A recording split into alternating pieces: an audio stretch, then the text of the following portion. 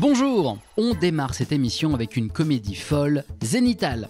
Patientez quelques petites secondes pour en savoir plus avec l'équipe du film qui est à nos côtés. Et puis Angoulême est la destination cinéma de cette fin août avec la 17e édition du Festival du film francophone. Nous vous donnons les grandes lignes ici. Enfin, tout plein d'autres sorties sont sur les écrans, on les évoque bien évidemment. Il s'est fait décapiter avec un B. Comme Bernard. Oui, on n'insistera pas là-dessus. Tikong, star des arts martiaux et pas que, a été assassiné et donc décapité. Décapité avec un B comme Bernard. Effectivement, c'est ça qui déclenche un petit peu les hostilités et on découvrira que ce pénis renfermait un secret, un lourd secret qui devient un peu la métaphore de notre problème à nous, parfois les hommes, de penser un peu trop avec le pénis. Si là, on reste en contact, si jamais il vous contacte, vous me contactez. Vous avez mon contact ? Oui. De toute façon, je vous contacte. Zénithal, c'est une folle comédie imaginée par ce Jean-Baptiste Sorel, le jeune réalisateur qui ne va pas tarder à se faire un nom et après avoir été remarqué il y a 10 ans avec un premier court-métrage. Ce qui est barge, ça, j'y vais. Non, oui, de base. Et surtout, j'avais extrêmement envie de retravailler avec Jean-Baptiste, avec qui j'avais travaillé il y a 12 ans. Et avec toute l'équipe. Enfin, voilà, Xavier a intégré cette équipe-là, mais on se retrouve quand même, les acteurs... 12 ans après, et c'est très rare que ça arrive c'est dans ouf, le cinéma.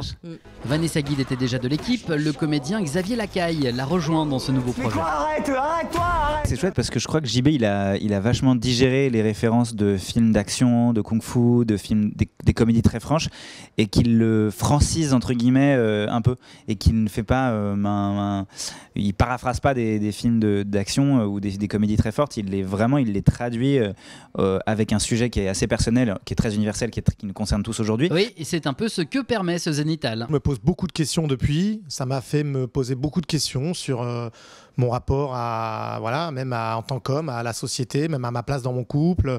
Donc ça a mis aussi en lumière beaucoup de travers et je me pose beaucoup de questions et je trouvais que faire un film qui ouvrirait en tout cas un dialogue possible sur ces questions et qui continuerait de l'entretenir, me paraissait pertinent. Elle est complètement remise en question, enfin pour ceux qui le veulent en tout cas.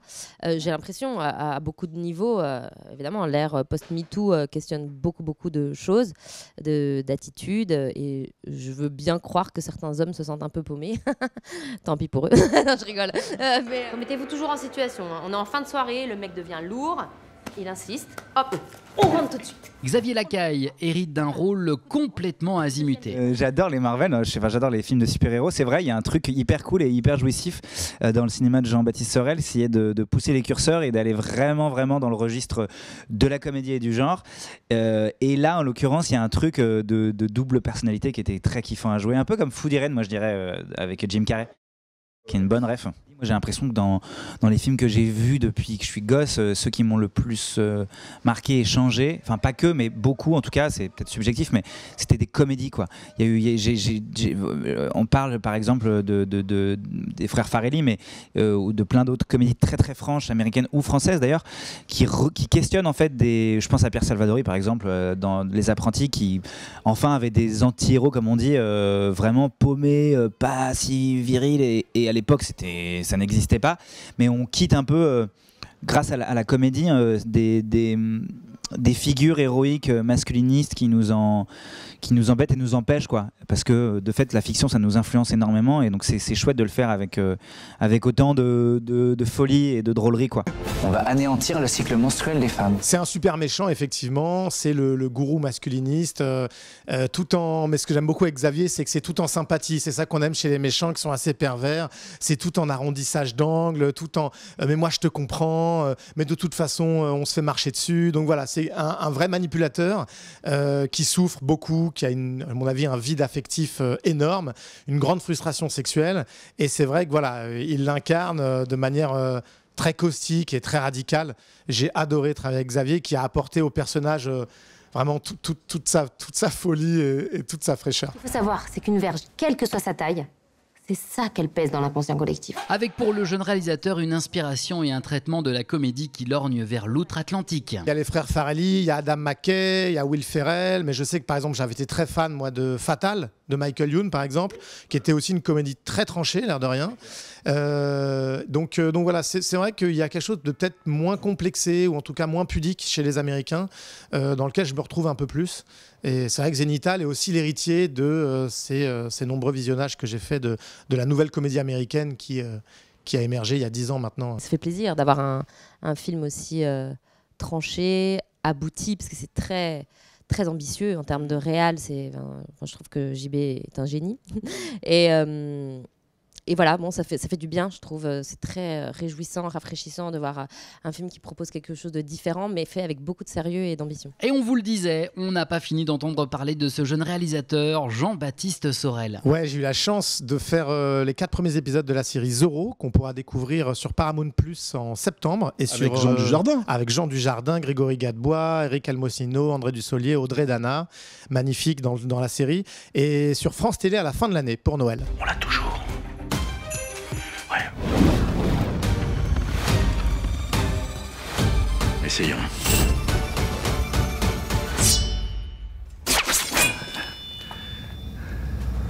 Côté surprise, ce Zénithal vaut déjà le détour. On commence par lui. Autant se couper la bite. Tu t'entends quand tu parles là? Tu ne coupes pas la branche sur laquelle tu es assis.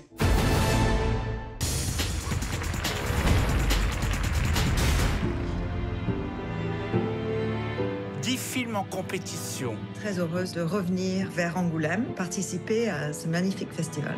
L'événement cinéma pour cette fin d'été et la rentrée qui s'annonce, c'est la 17e édition du Festival du film francophone d'Angoulême. Toujours à l'initiative de ses créateurs, l'ancienne productrice de télévision Marie-France Brière et l'ex-agent de talent devenu producteur de cinéma et de télévision Dominique Besnéard. Durant un peu moins d'une semaine, la cité de Charente va voir défiler les équipes de films.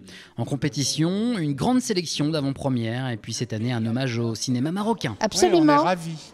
Absolument. D'abord, une fois qu'on a mis un jour le pied au Maroc, ça reste dans le cœur. Et moi, j'ai même tourné souvent au Maroc. J'ai fait Astérix à Ouarzazate. Et puis, franchement, le cinéma marocain est très en avance sur les portraits de femmes.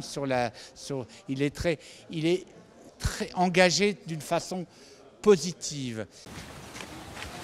Et tes vaches, elles font combien de lactation? C'est-à-dire qu'elles vont faire combien de veaux? Là, ça dépend.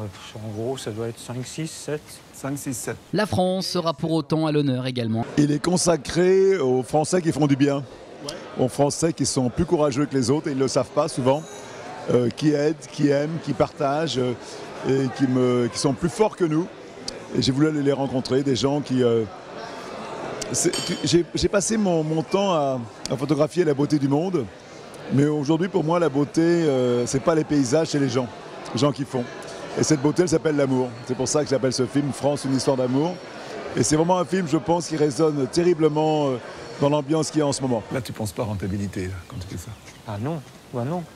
Ah non, si je parle de rentabilité, il y a longtemps qu'elle serait partie. Il y a rien, ouais, ça s'explique pas ça. Ça s'explique très bien. C'est l'amour, quoi. Ah oui, c'est l'amour. Le comédien d'origine haïtienne, qui est souvent à l'affiche de productions US, Jimmy Jean-Louis, est lui heureux de revenir à Angoulême, cette fois-ci pour le film Au revoir. Diga. Lamento informarle que acabamos de encontrar el vehículo de ella. Todo era muy raro. Tenía un tatuaje que yo nunca había visto. Nunca me habló de fe. Si tenía una mente que... C'est génial de revenir à Angoulême parce qu'il me semble que ce soit la 3e fois. Première fois, c'était avec un film de Raoul Peck. Puis, bien entendu, j'étais membre du jury. Et là, maintenant, coup de cœur de Marie-France. Voilà, c'est magnifique. Et il me semble que c'est la première fois qu'il y ait un film de la République dominicaine qui soit présenté. Donc voilà, je pense que le public va être ravi de ce qu'on a fait. C'est un mélange de plusieurs cultures, de la culture des Caraïbes qui se mélange avec la culture française via la Bretagne. Et on montre ça à Angoulême. On vous en reparlera bien sûr. L'événement de la rentrée cinéma, c'est donc Angoulême. Parce qu'on l'a commencé, Marie-France vous le dira. Vous êtes fous de faire un festival fin août à Angoulême. Personne n'avait envie de venir voir des films. Au contraire, ça a été la bonne idée parce qu'ils ont été pendant 2 mois sur les plages. Ils n'ont pas vraiment parlé de culture. Et dès que la fin du mois d'août, eh bien, ils repartent pour la rentrée et de voir des films qu'ils vont voir avant leurs amis à Paris. Donc voilà, c'est pour ça que c'est une très bonne idée. Et en plus, le thème de la francophonie, qui à l'époque n'était pas du tout à la mode, parce que la francophonie, les Français pensaient qu'ils avaient inventé la francophonie, alors que ce n'était pas ça du tout, et qui est devenu maintenant si à la mode. À très vite.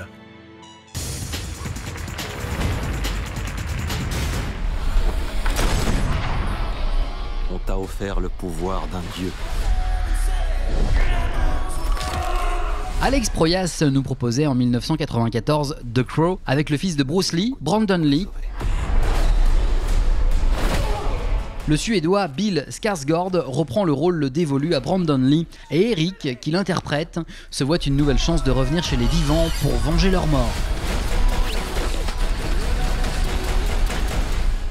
Combien de personnes as-tu aimé vraiment?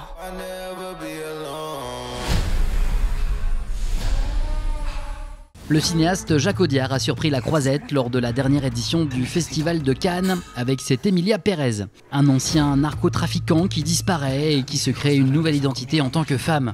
Audiard alterne action, chant et drôlerie également. Eso sería muy peligroso para ti. No reconozco tu voz. ¿Solo mi voz? Ça débarque pour l'instant en achat à la demande ou en Blu-ray, DVD. Ce western à tout petit budget, mais énorme cast. Walter Hill réalise, on se souviendra de comédies d'action cultes comme la saga 48 heures ou Les Guerriers de la Nuit. Avec Dead for a Dollar, présenté il y a 2 ans à la Mostra de Venise, il rassemble Christophe Waltz et Willem Dafoe. Inédit toujours depuis 2 ans car absent des salles de cinéma, il arrive chez vous directement par la case vidéo.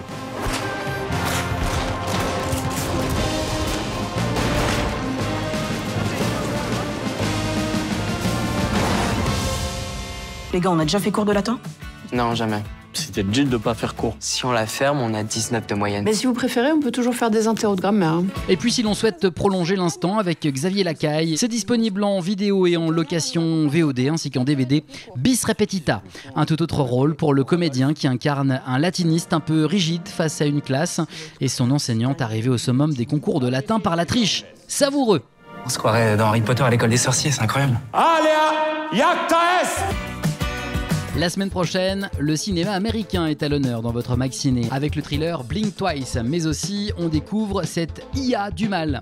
Il faut s'armer de patience, faire le dos rond aux caprices des uns et des autres. S'il est aujourd'hui co-organisateur de festival, Dominique Besnéard a été précédemment l'agent de star que l'on connaît et nul doute qu'il a de très nombreuses anecdotes à raconter.